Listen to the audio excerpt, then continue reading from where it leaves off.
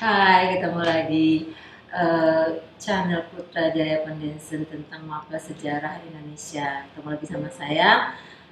Semoga kita sehat semua. Assalamualaikum warahmatullahi wabarakatuh. Oke, di sini kita masuk tentang perkembangan politik dan ekonomi tahun 1945 sampai tahun 1965. Di sini pada masa awal kemerdekaan sampai pada masa demokrasi terpimpin.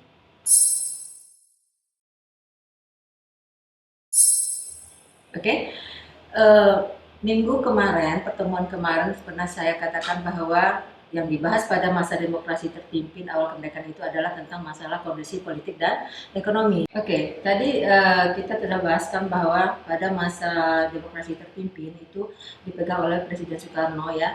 Nah, pada masa Insinyur Juanda, nah beliau mengangkat Insinyur Juanda sebagai perdana menterinya. Ingat, demokrasi terpimpin saya sudah pernah jelaskan bahwa Presiden itu sebenarnya sebagai simbol yang berkuasa yang melaksanakan adalah Perdana Menteri. Tetapi di sini Presiden itu dia menentukan segalanya seolah-olah Perdana Menteri dan kabinet itu tidak ada fungsi seperti itu ya akhirnya nanti jatuh.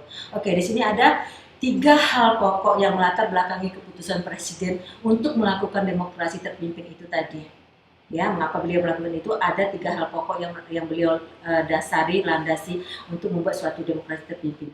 Nah, satu adalah dari segi politik, dua politik dalam negeri, tiga sudut pandang ekonomi. Nah, sekarang dari segi politik konstituante itu gagal, ya gagal dalam menyusun undang baru untuk mengganti undang-undang dasar sementara pada tahun 1950 pada saat itu. Nah, kedua, politik dalam negeri saat itu bermasalah, yaitu masalah keamanan nasional pada masa liberal dulu sebelum pemimpin kan liberal. Nah, banyak terjadi gerakan separatis di berbagai wilayah yang menyebabkan tidak stabilan keamanan negaranya. Jadi di daerah-daerah terjadi pertempuran, terjadi peperangan, ya terjadi bentrokan antar daerah segala macam, akhirnya keamanan tidak terjamin. Itu salah satu yang kedua, faktor kedua. Terus faktor ketiga, dari sudut pandangan perekonomian nasional. Nah, di sana sering terjadi pergantian kabinet.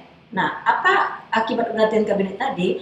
Otomatis program-program itu tidak bisa terlaksana secara konsekuen ya, sesuai dengan yang telah direncanakan itu tadi. Nah, akhirnya menyebabkan program yang dirancang tidak dapat dijalankan secara utuh sehingga pembangunan ekonomi tidak berjalan dengan lancar seperti itu. Nah, next, berdasarkan dari tiga hal tersebut di atas yang sudah kita bahas ini tadi, maka pada tanggal 5 Juli 1959 Presiden Soekarno itu membubarkan parlemen. Nah, mengapa dibubarkan? Nah, di sini membubarkan konstituante dan sekaligus kembali lagi kepada Undang Dasar 1945. Ingat, tadi Undang Dasar sementara. Ini kembali lagi ke Undang Dasar 1945 dan membentuk kabinet kerja lagi. Jadi setiap dibentuk suatu undang-undang dibentuk lagi kabinet kerja, dibentuk lagi programnya seperti itu. Dan sebagai Perdana Menteri pada saat ini adalah Insinyur Juanda. Ya, dilantik lagi ya pada tanggal 10 Juli 1959 dengan programnya terkenal adalah program kabinet kerja, yaitu mengatasi masalah sandang pangan, terus meningkatkan keamanan dalam negeri dan mengembalikan Irian Barat yang pada saat itu belum bisa masuk ke dalam NKRI. Nah, next, dalam pelaksanaan demokrasi terpimpin ini sudah terbentuk tadi ya, Soekarno menerapkan sistem politik keseimbangan. Itu menurut beliau, yaitu beliau menerapkan dalam lembaga pertahanan negara seperti Angkatan Laut, Angkatan Udara, Angkatan Darat, tetapi juga antara angkatan militer dan partai-partai politik ini tadi ya diambil langsung oleh presiden pada saat itu. Nah, sementara tadi dikatakan bahwa presiden itu cuma sebagai lambang negara, tapi di sini beliau menguasai semuanya. Di situ tidak konsekuennya antara pemerintahan tersebut. Nah, perkembangan politik pada masa ini. Nah, perkembangan politik pada masa ini seluruhnya pada presiden yang didukung oleh TNI Angkatan Darat dan PKI. Ingat itu. Partai saat itu adalah Partai Komunis Indonesia ya. Sebagai pendukung utamanya pada masa itu mendukung Soekarno, memberikan ajaran tentang pentingnya kaum nasionalisme, agama dan komunis bersatu, dan dikenal pada masa itu adalah Nasakom, Nasional Komunis Bersatu. Itu yang diajarkan oleh Soekarno pada saat itu. Nah, terus banyaklah para tokoh-tokoh ini menentang karena tidak setuju. Mengapa sih Soekarno sebagai kepala negara memasukkan PKI? Terus ajaran-ajarannya ini terasa sangat menyimpang sekali. Akhirnya para tokoh masyarakat menentang kebijakan Soekarno itu tadi. Nah, terus Soekarno tetap menegaskan bahwa masyarakat harus bersatu. Ya, tapi justru konflik semakin tajam terjadi antara masyarakat militer dan PKI ini. Karena mengapa? Karena PKI sering mengganggu keamanan rakyat pada masa itu. Jadi rakyat tidak tentram dengan adanya organisasi yang namanya PKI itu di Indonesia. Dan meskipun diprotes, nih ya, tadi kan kita tahu bahwa para tokoh memprotes, rakyat memprotes kepada Soekarno. Mengapa sih istilahnya, mengapa sih Bapak memasukkan partai PKI ke dalam suatu organisasi kita? Kita udah kelihatan bahwa PKI itu untuk menghancurkan keadaan Indonesia pada saat itu, ya kan? Nah, tetapi Soekarno makin mempertegaskan konsep Nasakomnya itu tadi. Alasannya supaya bisa bekerja sama, itu alasannya. Sementara para tokoh tidak setuju karena ada PKI di dalamnya, gitu ya.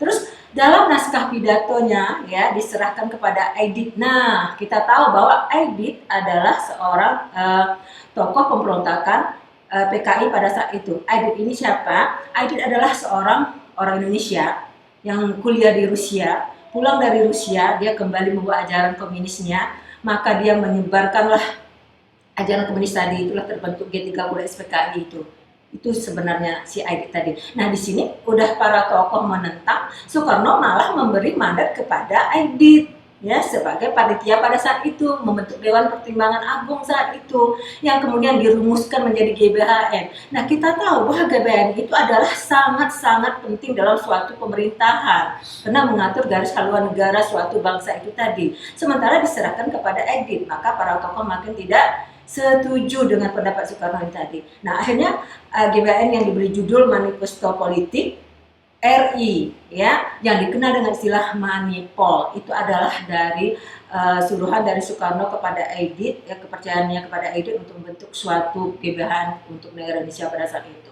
Nah, selanjutnya kebijakan politik luar negeri pada saat ini juga lebih memihak kepada Tiongkok ya, kepada Tiongkok dan blok komunis. Nah, di sini para tokoh dan rakyat merasa ini luar biasa nih. Bung Karno sebagai presiden ini udah kayaknya salah jalan. Seperti itu mereka menganggap ya. Nah, yang akhirnya inilah memicukan terjadinya peristiwa G30 SPKI ini tadi 1965 tadi. Dan terjadilah kejatuhan Soekarno pada saat itu. Nah, kejatuhan Soekarno pada saat itu ingat ya bahwa kejatuhan utama adalah salah melangkahnya Soekarno, melibatkan Tiongkok, melibatkan si Aidit di dalamnya, akhir terbentuk suatu yang namanya Partai PKI, muncullah pemberontakan G30 SPKI tahun 1965 itu tadi. Maka jatuhlah rezim Soekarno atau rezim Orde Lama itu. Oke, tadi kita masuk masalah politik pada masa demokrasi terpimpin ya, masa Soekarno ya, liberal terpimpin. Nah, kita udah masuk tadi. Sekarang kita bahas tentang ekonomi. Kalau politik tadi kita perhatikan bahwa saya flashback sedikit ya, bahwa para tokoh tidak setuju dengan politiknya Soekarno yang mencampur adukan dengan G30 SPKI itu tadi. Terus tidak setuju dengan politik luar negerinya yang dimasukkan Tiongkok tadi. Tidak setujunya bahwa Aidit dikasih mandat untuk membuat GBHN, itu tidak setuju oleh para tokoh dan rakyat Indonesia. Akhirnya apa? Menjatuhkan Soekarno, akhirnya mereka itu sendiri seperti itu. Nah, ini sekarang kita balik ke kondisi ekonomi. Kalau tadi politik, berarti di sana kita perhatikan bahwa politik Indonesia pada saat itu adalah carut marut ya, kacau balau, belum terkendali sama sekali secara baik. Nah, sekarang sistem ekonomi. Sistem ekonomi juga ini mengarah kepada etatisme. Apa itu etatisme? Itu seluruh kegiatan ekonomi itu dikuasai dan diatur oleh pemerintah. Nah, pemerintah di sana itu siapa? Soekarno ya kan, dan banyak yang mengabaikan prinsip-prinsip dasar ekonomi. Misalnya prinsip dasar ekonomi seperti ini. Akhirnya setelah praktek prinsip dasar yang dijalankan yang sebenarnya tadi tidak berjalan dengan baik. Akhirnya negara mengalami defisit, dari tahun ke tahun mengalami defisit, dan ekonomi Indonesia saat itu belum tercapai semaksimal mungkin. Nah, ini dia. Sebelumnya ya, ini sebelumnya tadi pada tahun 1963 pemerintah mengeluarkan suatu landasan baru, itu tentang perbaikan ekonomi lah. Tadi kan kita lihat bahwa ekonomi mengalami defisit. Akhirnya pemerintah keluar lagi landasan supaya bisa mengangkatkan bagaimana ekonomi Indonesia pada saat itu, ya. Yaitu yang dikenal dengan Deklarasi Ekonomi atau DEKON. Ini dia. Nah, tujuan DEKON adalah menciptakan perekonomian yang bersifat nasional, demokratis, dan terbebas dari pengaruh imperialis. Kalau tadi ada pengaruh imperialisme di dalamnya, gitu ya. Nah, sehingga dapat mencapai tahap ekonomi sosialis Indonesia yang terpimpin itu. tujuan yang ini tadi. Tapi kita lihat dulu bagaimana cara pelaksanaannya di lapangannya, apakah sesuai dengan yang mereka buat di program itu tadi ya, kita lihat. Namun, nah ini dia. Namun dalam pelaksanaannya ekonomi semakin sulit. Bahkan tahun 1961, 1962 harga barang semakin mahal, naik 400% dari sebelumnya. Seperti itu. Berarti ekonomi dibentuk dekon juga tidak tercapai kestabilannya ya kan. Nah itu tadi. Nah next terus diadakan lagi untuk mengatasinya lagi, maka diterapkan satu kebijakan di bidang moneter. Nah pada tahun 1965 pemerintah mengambil langkah devaluasi, yaitu untuk menekan inflasi. Harga 1.000 digunting menjadi senilai Rp1 saat itu, seperti itu. Nah, apakah kita berhasil ya? Kita lihat lagi. Nah, terus inflasi semakin menjadi. Setelah dibuat yang dekon tadi, buat evaluasi, semakin menjadi. Karena apa? Karena ekspor tidak berjalan dengan lancar. Apa sebabnya? Dibatasi oleh lemahnya devisa negara. Nah, otomatis karena kita tadi inflasi, devisa negara menjadi lemah ya kan. Nah, uang yang banyak dihabiskan biaya untuk kegiatan politik, untuk konfrontasi. Nah, ingat pada masa itu Indonesia pernah konfrontasi dengan Malaysia, dikenal dengan istilah Ganyang Malaysia, itu sekitar tahun 1967 itu ya. Nah, dan negara-negara barat lainnya. Nah, untuk pertama kalinya terjadi sejarah moneter Indonesia ya, yang menghabiskan devisa, cadangan devisa itu sekitar 3 juta dolar Amerika. Nah, itulah keadaan ekonomi pada masa demokrasi terpimpin itu tadi.